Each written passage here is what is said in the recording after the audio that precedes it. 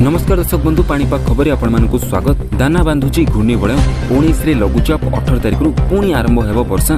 प्रबल वर्षा जगू बड़ बन्या हेबार आशंका थिबा बेले चिंता बढ़ाई आउ एक नुआ लघुचाप। एने पाणीपाग विभाग पक्षरु पूर्वानुमान कराଯାଇଛି। वर्षार प्रकोप कमिथिबा बेले आज एवं आसंताकाली बड़ वर्षा हेबार संभावना कम रहिछि, किंतु 18 तारिख पुणी वर्षा हेबार आशंका दिया जाइछि, कारण 19 तारिख बेलकु एक नुआ लघुचाप क्षेत्र सृष्टि होई पारे। उत्तर पश्चिम बंगोपसागर अंचल में यह लघुचाप सृष्टि होबार आंचलिक पाणीपाग केन्द्र आकलन करछि। 18 ରୁ 19 तारिख में राज्यर अधिकांश स्थान में प्रबल वर्षा है पूर्वानुमान आज मध्याह्न सुधा राज्य नवरंगपुर, नुआपड़ा, बलांगीर, बरगढ़ और झारसुगुड़ा प्रभृति 5टी जिलार गोटे किंबा 2टी स्थान में प्रबल वर्षा होबार संभावना रही। से दृष्टि रखी यह सब जिलागुड़ येलो वार्निंग जारी करपटे बढ़ुची हीराकुद डैम जलस्तर। महानदी में आसपे बड़ बन्या बढ़ुची हीराकुद डैम 625 फुट टपिछि जलस्तर। हीराकुद जलस्तर वृद्धि पाउथिबारु महानदी में आसपे बड़ बन्या। एवं 26टी गेट दे निष्कासित होउछि बन्या जल। नदी उछुलुथिबा अनेक अंचल लोके जलबंदी अवस्था अछंती। बांकीरे स्थिति भयंकर होइछि। केतेक स्थान में लोके फसी रहिथिबा बेले ओड्राफ टीम उद्धार कार्य लागिछंती। महानदी गळय बांक निकटरे 2 फुटर घाई सृष्टि होइछि।